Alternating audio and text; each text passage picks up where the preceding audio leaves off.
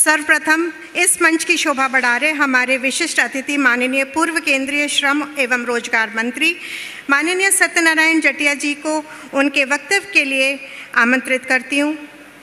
माननीय सत्यनारायण जटिया जी।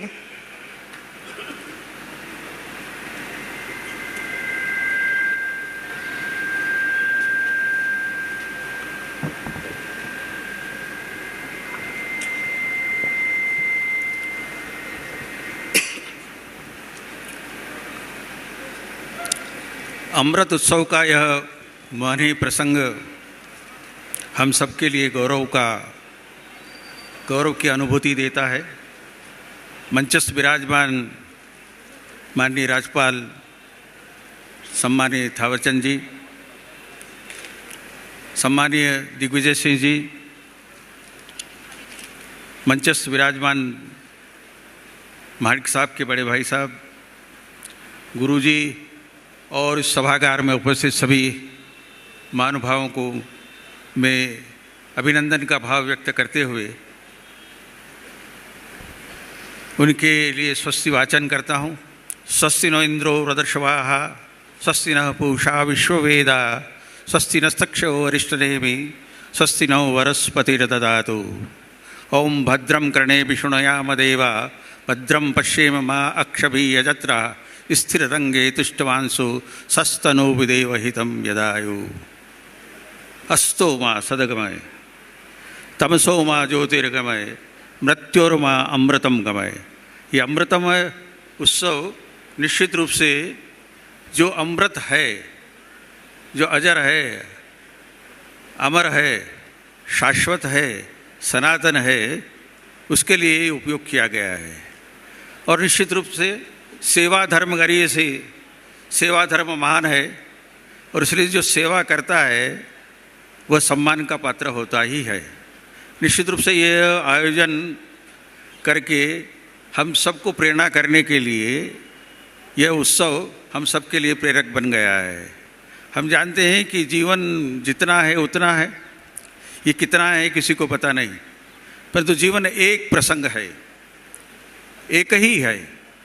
जीवन एक प्रसंग है, आँच जाँच और सांच, इन पर जो उतरे खरा सफल होए सब साध। साधक को बाधक बने आन मान सम्मान और इनसे जो बचकर रहे साध सुरक्षित जान। साधना के पथ पर चलते हुए निश्चित रूप से आन मान सम्मान का भाव जो जिसके मन में नहीं आता है निश्चित रूप से वो वरण्य हो जाता है, वर्णीय हो जाता है।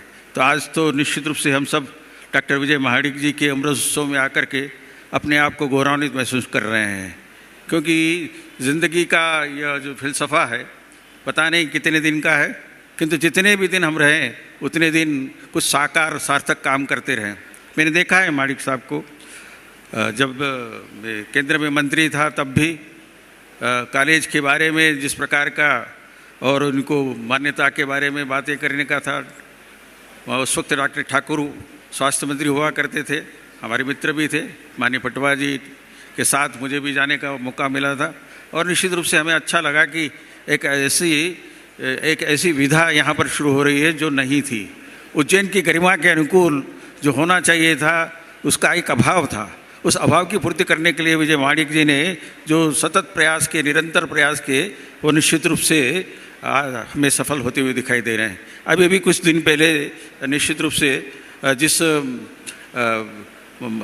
कैंसर और बाकी के डिवाइस का जो थेरेपी है उसका लोकार्पण हो रहा था, वह भी अपने आप में एक एशिया में अपने आप प्रकार की एक अनूठी और एक शुरुआत की गई है।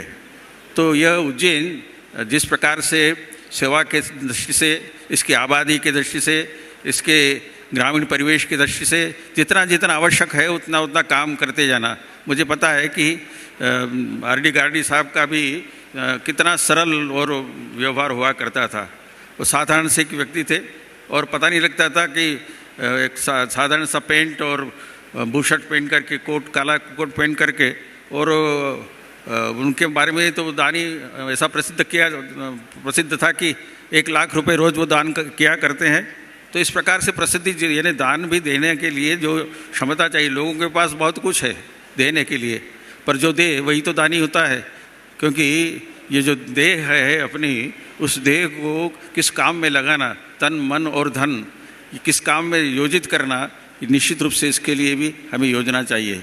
तो आज का यह हमारा प्रसंग निश्चित रूप से आनंद का है, शुभकामनाएं देने का है।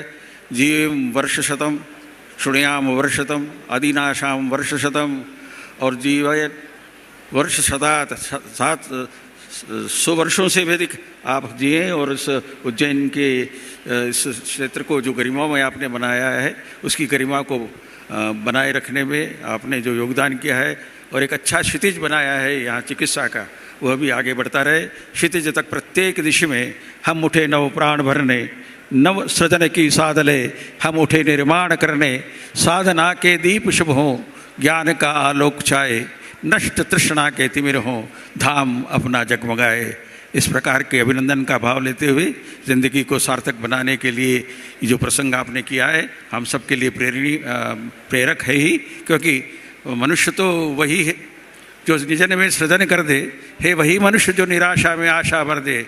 निजन के सृजन में निराशा की आशा है और विवश के सामर्थ्य में वर्ण मृत्यु का है। इसलिए और इसीलिए मनुष्य और मनुष्यता में अंतर है।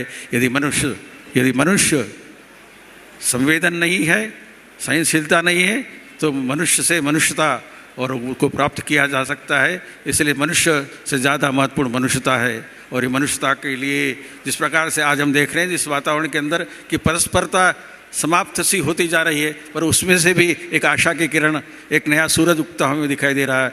ऐसे भी पत्थर से पत्थरों का रिश्ता कोई होता नहीं है, और पत्थर के दर्द पर पत्थर कोई रोता नहीं है। पत्थर ने कब दिखाया पत्थरों को रास्ता, और पत्थर ने कब रखा है पत्थरों से वास्ता।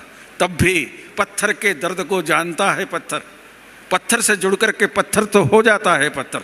यदि प्यार का, स्नेह का सीमेंट हो, पेशेंट और पेशेंट हो, यानी धैर्य भी हो और सामने सेवा करने का जज्बा भी हो, तो पत्थर से पत्थरों का रिश्ता कोई होता नहीं है। तब भी पत्थर के रिश्ते को जानता है पत्थर, क्योंकि पत्थर से अधिक पथरीला हो गया है आदमी। अभी अभी यहीं कहीं था, कहीं खो गया है आदमी, उसी आदमियत का नाम है विजय माणिक। डॉक्टर विजय माणिक का हम हृदय से अभिनंदन और स्वागत करते हैं।